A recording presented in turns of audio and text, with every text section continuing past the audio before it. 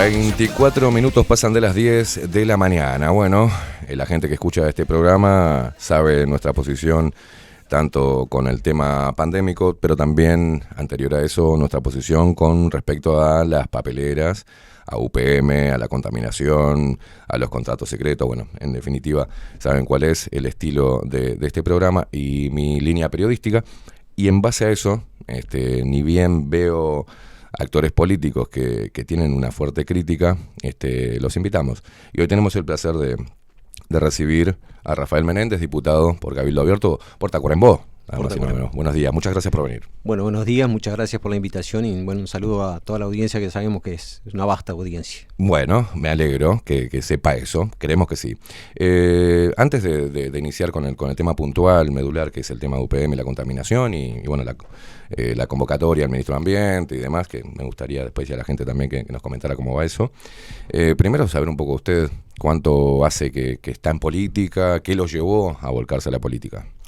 Bueno, que estoy en política hace 3 años y medio, es realmente incursión en la política. Yo siempre soy veterinario de profesión, siempre tuve actividad privada y bueno, un poco con el compromiso de tratar de cambiar algunas cosas. Incursionamos, dejamos la actividad privada e incursionamos en esto que es un terreno que no es muy fácil, pero que entendemos que es fundamental porque es donde se toman muchas decisiones que son importantes, ¿no? Así es. ¿Por qué Cabildo Abierto? Bueno, Cabildo Abierto un poco accidentalmente porque me llama un gran amigo en el cual le habían ofrecido la diputación. Le digo que sí, que lo voy a acompañar desde afuera. Me dice que de afuera no, que me quiera adentro. El hecho es de que circunstancialmente de un día para otro me veo en esta posición porque yo era suplente ante la renuncia de él. Quedo como titular de la banca. ¿Quién era quien renunció? Solís Echeverría. Bien. Un gran amigo de toda la vida. Bueno, nos conocemos, como se dice ahora, de memoria y bueno, así es que incursión en esta actividad que es una actividad circunstancial. Yo sigo siendo un ciudadano común y bueno, un profesional que ha ejercido durante toda la vida y que creo que es mi carta de presentación antes que político, ¿no? Bien. Le digo porque ahora hay muchas etiquetas. Bueno, Cabildo Abierto, la oposición o la crítica lo llama un partido de ultraderecha, por ejemplo. Pero dentro de ese partido, usted y, por ejemplo, Eduardo Luz, han tenido una posición crítica contra las multinacionales, la contaminación, le han dado de punta al tema de la ley de forestación. Una posición que históricamente tuvo la izquierda conocida, ¿no? Porque emana de ahí la crítica contra eso. Raro que hoy no suceda y que le quede a un partido de ultraderecha ese camino libre como para... Es raro, por eso la gente se confunde. ¿Qué posición tiene usted ideológica, por ejemplo? Porque usted llega a Cabildo Abierto, ya armado, un partido armado. Pero ¿cómo se considera usted? ¿De derechas, de izquierda, de centro? Yo creo que fue el primer discurso que tuve en Cámara que arribaba al sector político de Cabildo Abierto sin dogmas. Y yo creo que un poco uno se va ganando el respeto tanto de la coalición como de la oposición, justamente en mantenerse sin dogmas. Es decir, cuando Qué las difícil ideas... eso Es dentro de un difícil, partido político. es difícil, normalmente uno queda a la intemperie porque es mucho más fácil estar del lado del poder, sea del poder de una coalición de gobierno o de la oposición, pero realmente lo que hemos intentado es, primero, tener una agenda propia y segundo, defender aquellas ideas de cuando nos parecen realmente buenas, apoyarlas. Y bueno, así han catalogado en realidad a nuestro partido de ultraderecha, de aliados de la izquierda. Bueno, yo creo que hemos mantenido nuestro perfil y creo que a veces eso duele también, ¿no? Pero mismo dentro de nuestro partido tenemos, pensamientos distintos con relación a diversos temas. Eso también es bueno. Y también es bueno destacar o resaltar de que nunca viene una línea de arriba, ¿no? ¿Nunca viene una línea de arriba dentro de un partido político? De nuestro partido político, no. No, y lo igual no me contestó si es de izquierda o de derecha, pero no por un tema de etiquetarlo, sino para que la gente sepa dónde se posiciona no, es usted. que yo me ubicaría en el centro. En el centro. Sí, en el centro, si me hablas o si me preguntás en la preocupación de temas sociales, de temas medioambientales, como tú bien decías, fue una bandera que históricamente la abrazó la izquierda. Sí. Me posiciono hacia la izquierda. Ahora, de centro izquierda, digamos. De centro izquierda. Ahora, en el sentido de las libertades, me tengo que posicionar de centro derecha, porque además soy un defensor acérrimo de lo que son las libertades, y eso lo he tratado de mantener independientemente de cuál sea el costo político, ¿no? Entonces, yo creo que en ese margen es donde trato de moverme. Y como te decía, si las ideas son buenas, no me importa apoyarlas que vengan de la oposición o de la coalición de gobierno, que creo además que hay personas muy inteligentes y es como todo, ¿no? Hay buenos y malos en todas las fracciones. Y en ese amor por la libertad, recién me estaba comentando, hemos visto también, me comentaba que ha tenido problemas dentro de su partido por su visión de libertad dentro de lo que era la pandemia, por ejemplo, algo así como la libertad responsable. ¿Y qué pudo identificar usted que se estaba violando, digamos? Sí, concretamente, tuve una posición muy crítica en todo lo que fue el manejo, sobre todo, de las libertades durante la pandemia, ¿no? Es decir, no estuve de acuerdo que, por un lado, se promocionara el derecho o no de las personas a vacunarse, y por otro lado se establecieran las trabas que se establecían, las cuales yo las sufrí, pero a ver, de una posición mucho más cómoda que la que sufrió toda la población. A ver. Y yo soy un legislador, no lo puedo desconocer, que tengo algunos otros privilegios que no lo tiene el común. Es decir, nosotros nos enterábamos de que había gente que perdía el trabajo, que se le exigía la vacunación para poder continuar. A ver, yo perdí trabajo por no estar vacunado. ¿Se vacunó, diputado, usted? No me vacuné, no.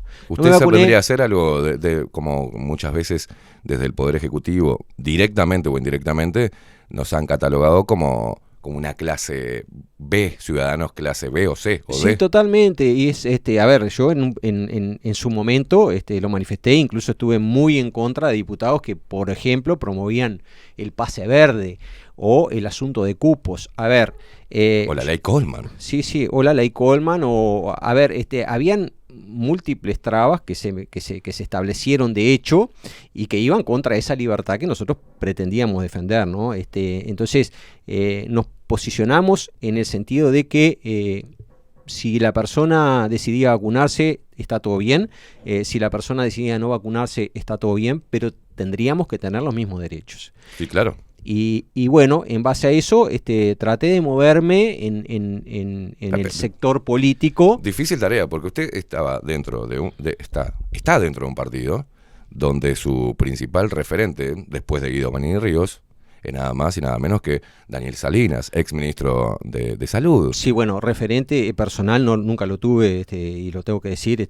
A ver, tengo otros referentes. No, pero digo para afuera, ¿no? Los que representaban un partido nuevo, como Cabildo Abierto, teníamos nada más que el ministro de Salud. Sí, y yo creo que hubiese sido mucho más fácil para mi propio partido si esa cartera no hubiese sido de Cabildo Abierto, ¿no?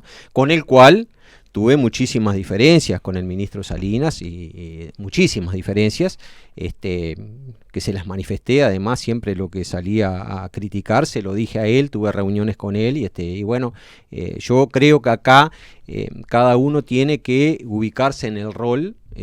Posiblemente nadie iba a defenestrar a Salinas porque promocionara la vacunación, todo lo contrario, porque había que ver también el Frente Amplio pidiendo las vacunas a gritos, cada vez más vacunas, y hay que ver cuál es la posición en la cual, en definitiva, se embretaron a todas las autoridades, ¿no? Lo que quiero decir, era mucho más fácil. ¿Cómo se embretó a todas las autoridades? Y era mucho más fácil traer vacunas y promoverlas y promocionarlas que decir, bueno, vamos a esperar a ver qué acontece. ¿Pero por qué era más fácil? Porque eso implicaba que Uruguay y porque la oposición misma pedía vacunas a grito. Acá no hay que olvidarse. Bueno, entonces, ¿qué quiere decir? Fue una puja política, no en pos de la salud de los ciudadanos, sino meramente una puja política. No, pero eso no me queda duda. Que es un tema político, es como el tema del hambre. El tema del hambre no es falta de producción. Usted, diputado Cabildo Abierto, me está diciendo que el tema pandémico es un tema político. el tema del manejo de la vacunación en todos los países del mundo fue un tema político y, a ver, hay que remitirse a lo que fue la distribución de las vacunas.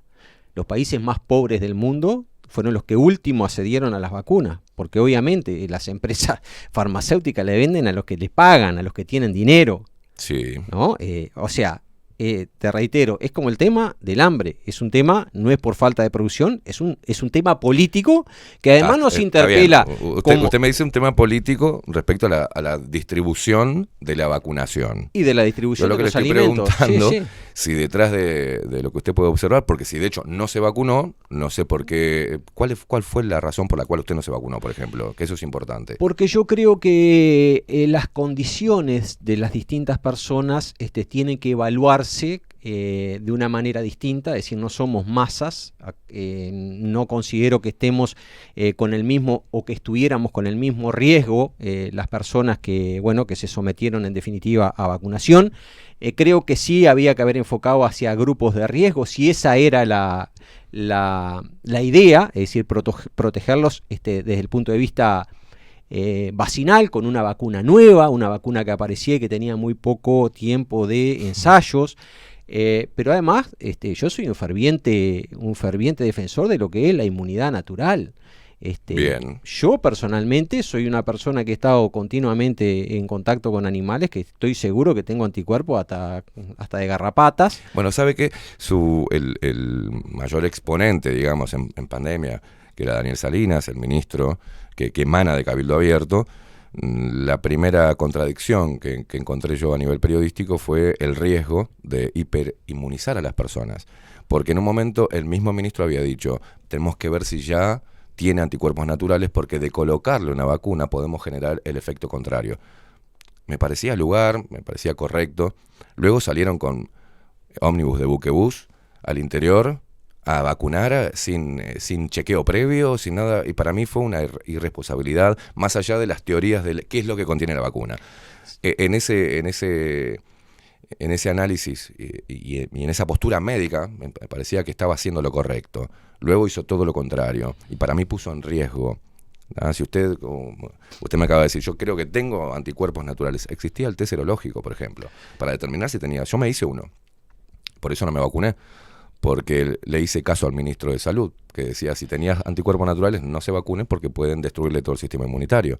Sí, ¿Cómo lo vio de afuera usted toda esa contradicción? Hubo una gran presión. Perdón, de afuera no, de adentro. Un gran lobby a nivel de farmacéuticas en todo el mundo, no fue en Uruguay, ¿no? Uruguay es uno de los tantos países sí. En donde realmente las noticias avasallaron. Yo me acuerdo que durante la pandemia sencillamente desconecté el cable porque no podía estar contando los muertos. Y te hago una comparación. Por hambre y malnutrición se mueren 11 millones de personas por año. Durante toda la pandemia murieron 7 millones de personas. Hoy, en el día de hoy, se van a morir 8.500 niños de hambre y malnutrición. Y yo no veo a la prensa contra los graves problemas que hacen que esos niños se mueran de hambre y malnutrición.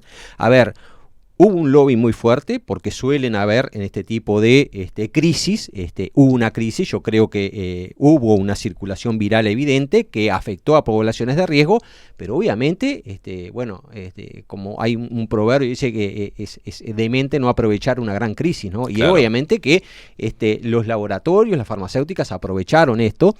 Yo estuve hace poco en India, realmente India fue de los países que más tarde llegó la vacunación. Sufrieron por lo que fue toda la parte de ese proceso inmunitario y fueron adquiriendo más inmunidad natural, en definitiva. Exacto. Que lo que proporcionó tarde la vacunación. Por lo tanto, yo soy muy crítico, soy veterinario, aclaro, no soy médico, pero soy un utilizador, si se quiere, de vacunas, no de estas vacunas que eran bastante nuevas para un problema mundial de pandemia, pero también he visto cuáles son la evolución de las enfermedades sin vacunas, ¿no? Sí. También, es decir, todo. Usted en su lugar salió varios medicamentos que ya eran de consumo, que ya tenían un estudio, un proceso, una efectividad.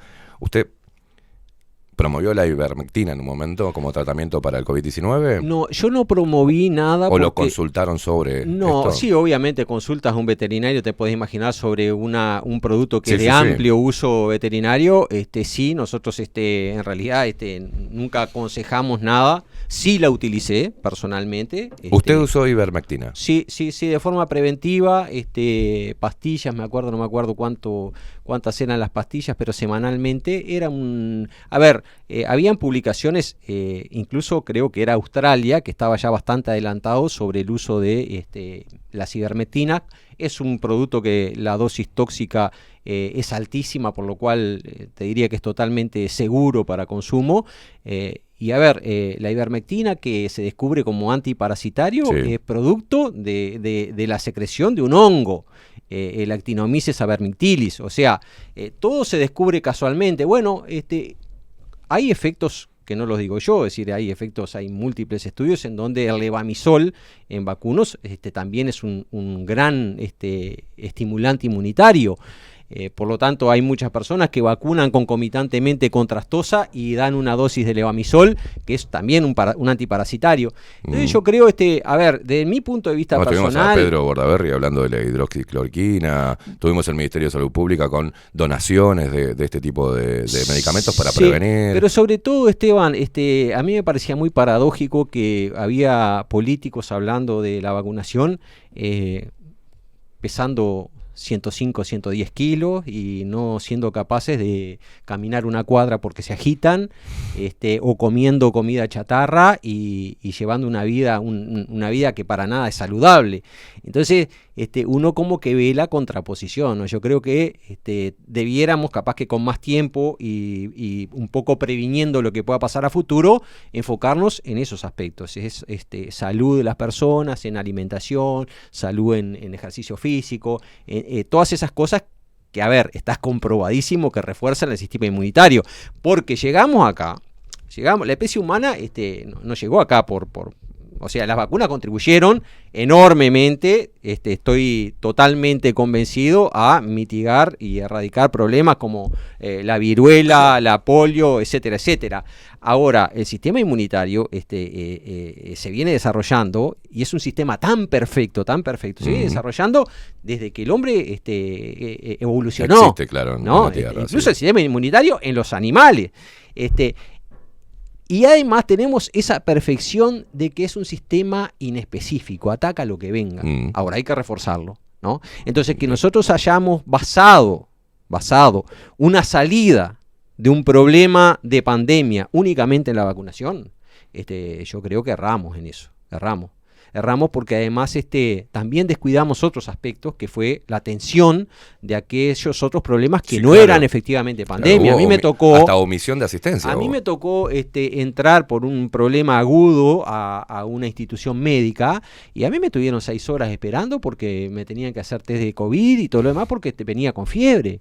Y yo desesperado de dolor. O sea, yo también lo sufrí. ¿Sabes que me quedé pensando cuando al principio que dijo, bueno, yo como legislador tengo ciertos privilegios sobre el ciudadano común? Y precisamente uno, que es la divulgación de datos privados, por ejemplo, la promoción de revelar haciendo cualquier trámite que fuiste vacunado o no, que tuviste o no, violando ese derecho que tenemos. Pero cuando quisimos preguntar e intentamos tener por vías democráticas, haciendo un pedido de informe sobre la cantidad de legisladores que estaban vacunados y los que no, nos dijeron que esa información es reservada. Sí, yo de todas maneras... De carácter privado, por ejemplo. Yo de todas maneras... ¿Pero qué le parece eso? Lamentable. A ver... si están diciéndole que le van a poner un color como si fuese una estrella, un poco más, no quiero remitirme a otros pasajes de la historia, pero un color que identifica a un ciudadano limpio, con acceso a todo, y otro color que, porque no se vacunó o está mal vacunado, que se le cuarte su libertad o su derecho. Pero cuando le preguntas, ¿no? Desde la ciudadanía, en democracia, uno pregunta, bueno... Si ya es que están promoviendo todo el poder legislativo, quiero saber cuántos políticos están vacunados y con cuántas dosis. Nos dijeron que esa información era reservada. Sí. A ver, en esa marea de información y de desinformación que además hubo durante ese triste periodo de la humanidad, yo creo que las noticias avasallaban a cualquiera. Nunca me sentí capacitado para recomendar a la gente no vacunarse ni vacunarse. Bien. Sí, percibí de que las personas que no se vacunaban tenían más información, o sea, accedían a bastante más información y trataban por lo menos de justificar su posición. Yo en ningún momento negué, es más, a raíz de que se publicó una nota en donde decía, bueno, los diputados de Cabildo Abierto, que eran los que importaban, porque el ministro de Salud Pública era de Cabildo Abierto, fulano, no están vacunados, yo perdí un trabajo. Yo tenía un trabajo de 15 años y me llama el propietario a decirme que tenía que ir a su estancia a hacer una ecografía, que además yo hace 30 años que hago ecografía, que tenía que hacer una ecografía en verano, pero tenía que usar tapabocas. Digo, no, mira, yo no puedo trabajar 8 horas de tapabocas. Claro. Entonces, no me llamaron más. O sea, se lo dije también al ministro. Mire que ministro, que yo lo estoy sufriendo. Ahora, ¿por qué te digo que tengo beneficio? Porque yo llegué a fin de mes y tenía el dinero. Claro. ¿No? Pero había personas de que, bueno, o tenían que viajar y tenían necesariamente que vacunarse, pero además una cosa que no entendí, nunca lo entendí y siempre argumenté, es de que, a ver, ¿cuál era el problema? Porque también se tildó a aquellos que no nos vacunamos como que éramos los difusores del problema, que ahí estaba, una periodista reconocida nos dijo que prácticamente que había que armar un gueto y meternos adentro. Una camarita, dijo, entonces, encerrarnos. Por eso, pero entonces, a ver, primero que no tiene autoridad científica como para hacer una manifestación. Hablaban de lo que había hecho Austria, si no me equivoco. Sí, también lo hicieron los alemanes. Por eso. Entonces, no, digo, a la actualidad, lo que habían hecho, bueno, habían dejaban circular a las personas ya vacunadas y a los no vacunados como que le restringían un poco la circulación. Sí, claro. Es increíble. Bueno, entonces en ese sentido traté de defender siempre lo que fue la libertad. Es decir, no la libertad de que te digo, vacunate si querés, pero después te pongo 35 trabas y no puedes entrar a un cine, no puedes entrar a un estadio, porque ahí eso pasó también. Sí, claro. Eso pasó. Había shows, espectáculos públicos para vacunados. Sí, claro. Sí, yo tuve invitaciones al Sodre. Pasó en la Murga, en el Teatro Verano. Sí, invitaciones al Sodre y bueno, y se exigía código QR y pase no sé cuánto, y llamé exclusivamente para decir que no iba porque no estaba vacunado. Bueno, esa fue una posición muy difícil. De sostener dentro de un partido político. De sostener. Y de coalición todavía. En la sociedad, primero, en la sociedad. Y obviamente dentro de un partido en donde nuestro ministro era ministro de Salud. Era ministro de Salud. Pero ¿hubo alguna especie de correctivo desde el partido? Alguien que le dijo, Rafael, pará un poco con esto. Nunca. ¿Nunca? No, nunca. Entendí la posición del ministro, que él estaba actuando como ministro. Mi posición era de legislador y era tratar de defender las libertades. Y en ese sentido fui. Porque además creo que fui el único que salió a defender a una colega diputada cuando también la relacraron en todos los medios de que, bueno, ella creía en la fe y todo lo demás y por eso no se vacunaba. A ver, tampoco nos estábamos dando una cosa que era un placebo, ¿no? Nos estábamos dando una vacuna que tenía múltiples efectos adversos. Es decir, esto no era vacunate que lo mismo, ¿no? Y bueno, yo puse en el plato todas esas consideraciones y bueno, decidí no vacunarme. Nunca dije a la gente que no se vacunara. Ni promover la vacuna, ni tampoco la no vacunación. Ni no promoverla. Sí me parece que no solamente durante la pandemia, también en el periodo post-pandemia, como que hay cosas que hay que ponerlas arriba de la mesa y efectivamente estudiarlas. ¿Cómo cuáles? ¿No? Y por ejemplo, bueno, los efectos adversos que tuvo la falta de atención en todo el mundo del resto de las patologías, y que hoy están sufriendo. Pues a ver, si tú tenés... O los efectos mismos adversos de una vacunación experimental como de ARN mensajero. De una vacuna de ARN mensajero que había sido por primera vez aplicada a la especie humana. Es decir, obviamente que hay cosas que hay que estudiar. Diputado, ¿cree usted está a favor de la Agenda 2030? A ver, hacerlo como a favor o en contra de la Agenda 2030, yo creo... ¿Está estudiando lo que implica abonar a la Agenda 2030? Sí creo, porque, a ver, he tenido múltiples pruebas de que estamos con efectos evidentemente sobre el calentamiento de la Tierra. A ver, la Agenda 2030 tiene muchos puntos donde en algunos estoy de acuerdo, en otros no estoy de acuerdo. ¿En cuáles? Ahí va. Por ejemplo, en el tema del calentamiento, que algo hay que hacer, Es decir, la variación en la temperatura de la Tierra a raíz de la utilización de los combustibles, de los hidrocarburos, es evidente. Hay lugares en donde se han contaminado napas freáticas, por ejemplo en Europa hay muchas napas freáticas que están contaminadas con agua de mar porque crece el nivel y obviamente contamina las napas.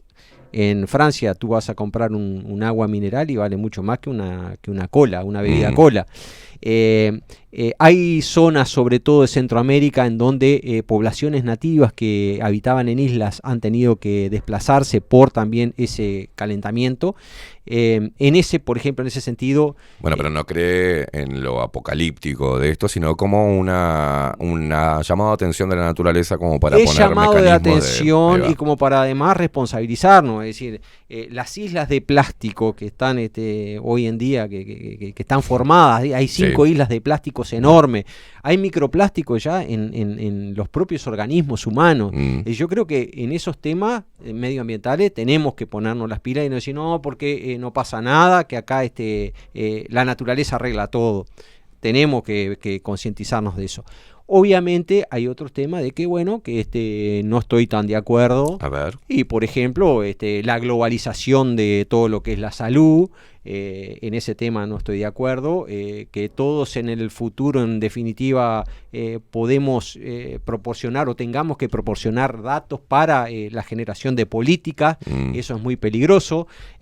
Sí estoy de acuerdo, por ejemplo, con el tema, como te decía, tratar de atacar, pero atacarlo en serio al tema del hambre, porque acá hay muchísima gente que se está muriendo todos los días y eso es parte también de la Agenda 2030, tratar de producir un poco más amigablemente. Lindo, pero también trae como algo a analizar. Usted es un hombre de campo, el uso del suelo, la compra de tierras. Sí. ¿Te ha pasado? Porque ahora están hablando de igualdad, de equidad, de se quitan derechos, pero durante los gobiernos del Frente Amplio, la cantidad de venta de tierra que quedan en manos de multinacionales para utilizar nuestros recursos naturales y que hacen pelota al campo, creo que es parte de la agenda también. Por eso le digo, tiene dos caras, la propagandística.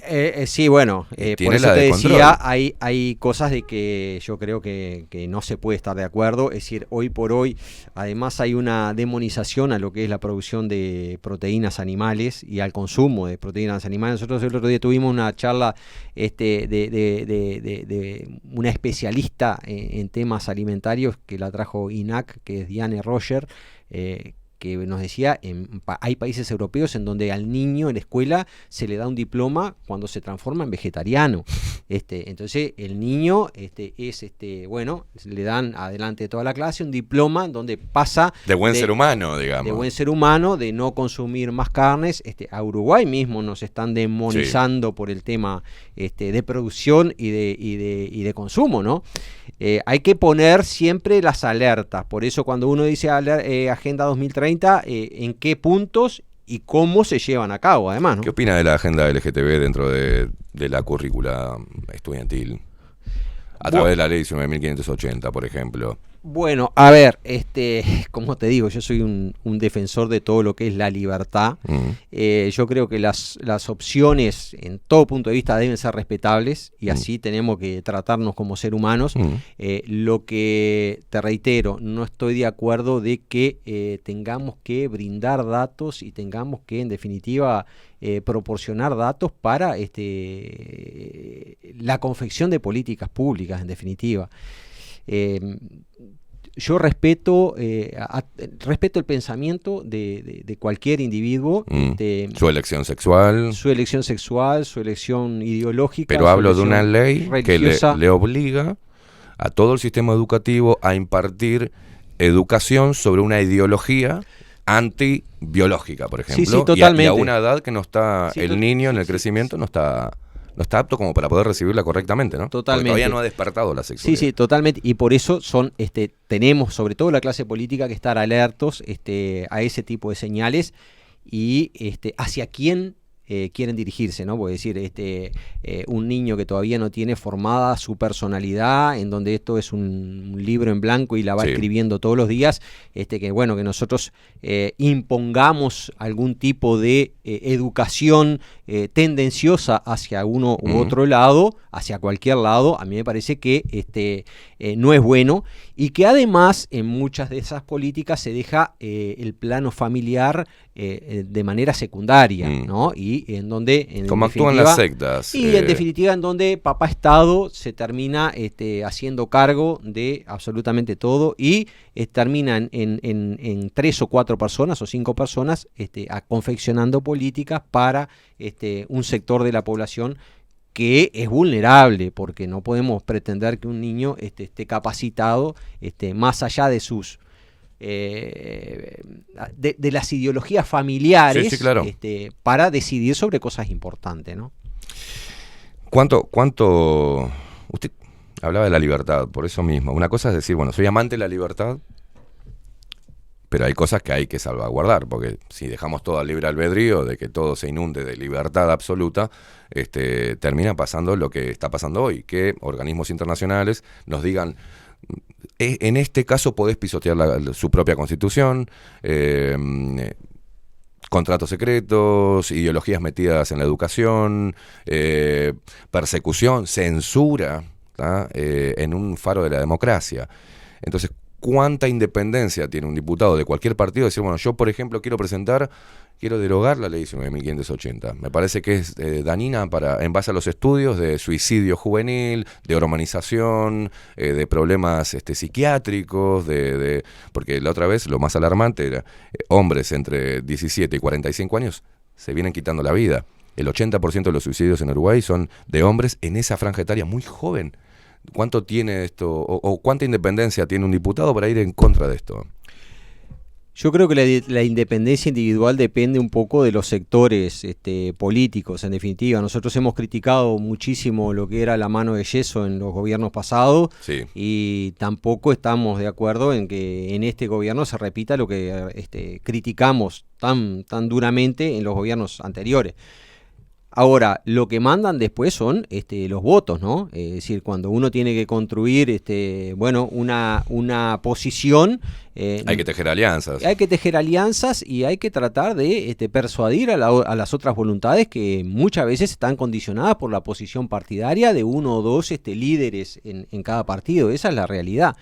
Igual Cabildo Abierto ha tenido muchas coincidencias con el MPP, inclusive, sobre algunos puntos. Hemos tenido coincidencias, yo creo que... El Frente Amplio apoya... Que es lo difícil es enquistarnos en uno u otro lugar, es justamente eso, porque hemos tratado de marcar nuestro perfil independientemente, como te decía al principio, de dónde venga.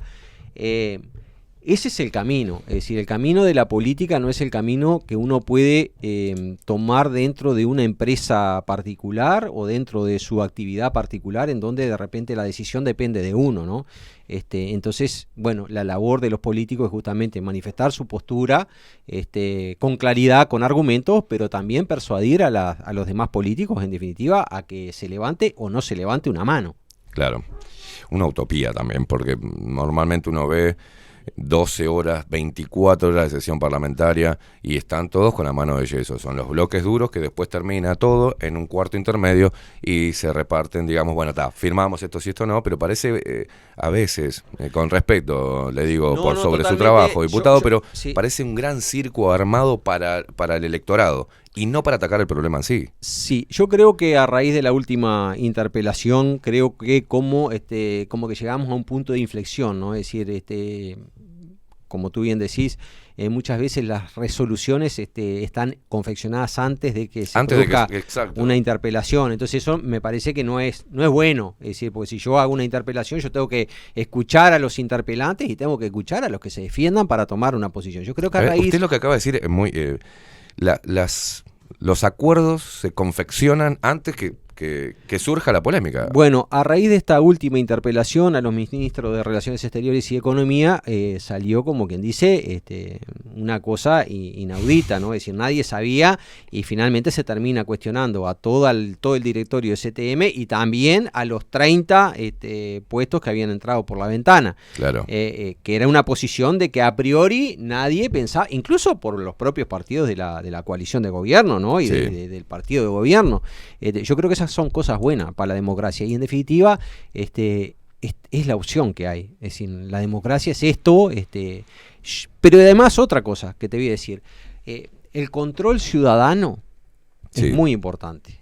La manifestación de la sociedad civil, porque los políticos están mirando qué es lo que pasa en la sociedad.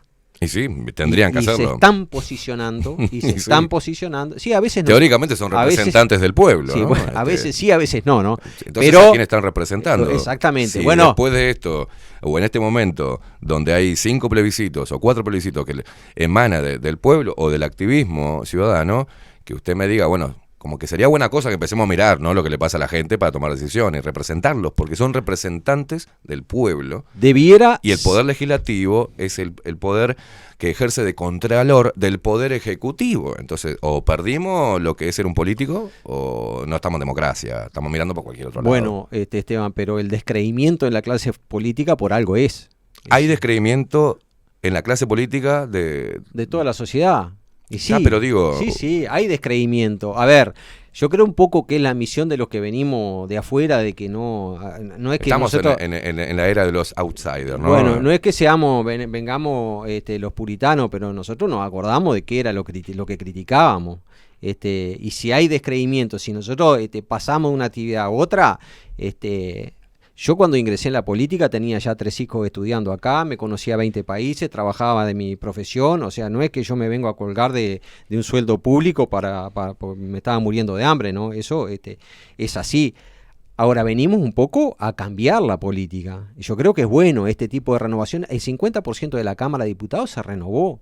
Y hay muchísimos legisladores que son venidos de afuera, de otro ámbito, de ese ámbito en donde no hace 20 años que venimos prendidos de Sí, pero igual se ha dicho que el outsider, que no lo tome como algo personal, pero puede ser que no sea su caso, pero habla como que hay una cierta inocencia de cómo se mueven los hilos políticos, porque uno lo ve a Mujica como los grandes, Mujica, Sanguinetti, como estos monjes negros que, mientras que los outsiders le están poniendo acá, ellos son los que dominan los hilos políticos democráticos del país. Es un poco así. Ahora, se aprende en el primer año, ¿no? Cómo funciona esto. ¿Ah, sí? Y se aprende en el primer año. ¿Qué aprendió usted en el primer año? Y que primero que no te puedes descuidar porque las cáscaras de banana están en todos lados. O sea, es un patinazo y a la vez no actuar con ingenuidad. Yo creo que eso también, sí. Pero también aprender a conocer a los legisladores. Eso es importante. Y yo, como te decía al principio, hay legisladores buenos, de buenas intenciones en todos los partidos políticos. ¿Se odian entre legisladores a veces diferentes partidos? No se odian, no. ¿Hay realmente una lucha tan feroz como la que proponen cuando se prende la Cámara? No hay lucha feroz. O sea, yo siempre digo que el trabajo fundamental es el trabajo en las comisiones, ¿no? Claro. Que no son televisadas, que ahí no sacás el videíto para subirlo a tu núcleo rojo. Sí. Ese es el trabajo fundamental y es el trabajo que nosotros hemos tratado desde Estamos hablando, para que la gente entienda, una comisión está integrada por todos los partidos políticos, exactamente. Después tenés ese teatro que es el plenario, en donde, bueno, cada uno, no voy a decir que manifiesta una posición que no tiene, pero obviamente es un teatro en donde, bueno, se filman, se graban, todo lo demás, y después se difunden entre sus votantes. Ahora, hay temas y temas.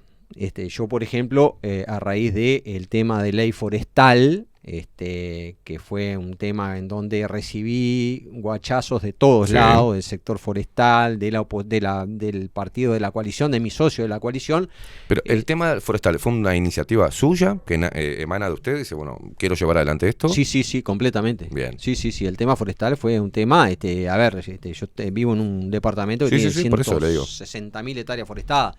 Pero era simplemente defender las mejores tierras para producir alimento y no para producir eucalipto para las pasteras. Incluso legisladores que nunca leyeron el proyecto de ley se manifestaban hablándome de deshonestidad, de que éramos los traicioneros de la coalición y todo lo demás. A ver, yo con ese legislador ya ahí bajo la persiana. Yo no puedo... En reglas generales, para no, pues ya no le queremos robar más tiempo también, y se viene Catherine Velázquez, pero en reglas generales, ¿por qué propone usted la reforma de la ley forestal? Porque nosotros estábamos viendo... sin tanto tecnicismo, sí, sino simple, a ver, a lo gaucho. aclaremos que la vetó el presidente y ya ahora no hay posibilidad, o sea, se va a seguir forestando las mejores tierras. Era lo que nosotros pretendíamos defender, las mejores tierras del Uruguay, y que en realidad... Que estas fueran destinadas para... Que fueran destinadas para producir alimentos y no para la producción de celulosa, porque ¿qué pasa? Ahora las pasteras plantan donde están más cerca de las plantas, porque el costo de traslado es importante. Eso era lo que pretendíamos que saliera, que las pasteras y en definitiva las plantaciones forestales se hicieran en donde ya estaban determinados los suelos de prioridad forestal y no en cualquier suelo. No se entendió así, yo obtuve la ley y bueno, el presidente la vetó.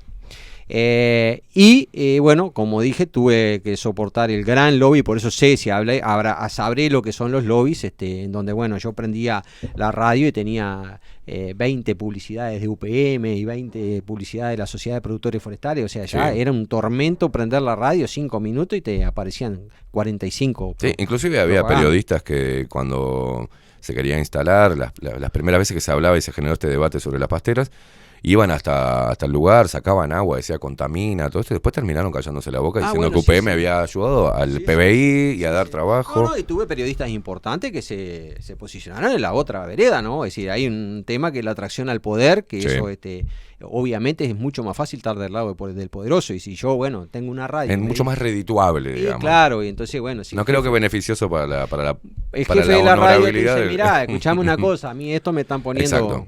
$40.000 todos los meses y callate la boca. No te pido que la defienda, callate la boca. A mí en toda la discusión de la ley forestal no me llamaron de un canal para que la explicara. Y estuvo un año en debate. Sí. El daño medioambiental es enorme y además denota una gran irresponsabilidad por parte de la planta que hace 4 meses está operativa, dijo usted, respecto a UPM. Vamos al llamado, ahora, ¿no? Primero... la contaminación de este vertido, ¿no?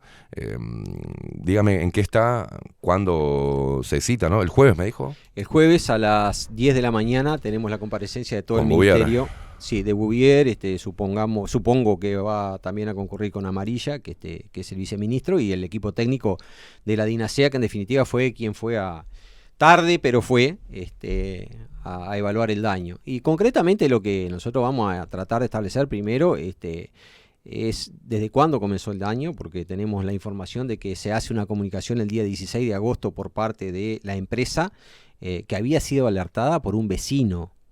O sea, la empresa más controlada del mundo fue alertada de la contaminación por un vecino, que yo un poco de manera tragicómica dije, bueno, entonces va a haber que presupuestar a los vecinos en el Ministerio de Ambiente, porque claro, para que... Vivero Santana, que hizo 2 o 3 episodios de contaminación el año pasado, también se enteró por el vecino, ¿no? ¿De qué se entera? ¿De que estaban vertiendo productos químicos y estaban matando, igual que acá, en matando... este caso soda cáustica. Sí, soda cáustica, pero acá el daño ambiental es tremendo. Claro. Que yo estoy seguro de que fueron mucho más de ese 1.000.000 de litros que se habla, porque de hecho el propio ministerio dice que no sabe de cuándo estaban rotos los sensores, de que la pileta no era la adecuada para depositar soda cáustica, pero que además logra alteraciones del pH de varios puntos en un curso de agua que está a 300 metros de la pileta de donde se fuga. O sea, ya que llegue a 300 metros, que provoca alteraciones de 3, 4 y 5 puntos para arriba, ¿no? En el pH, y que además se aplica el factor de dilución no solamente del arroyo, sino también de lluvias copiosas que sucedieron después que el vecino alertó y hasta que el Ministerio de Ambiente concurre, hubieron 5 días, hubieron lluvias copiosas que obviamente no solamente que lavaron la prueba, por eso encontraron 8 pescados muertos, claro. Sino que además se diluyó la prueba.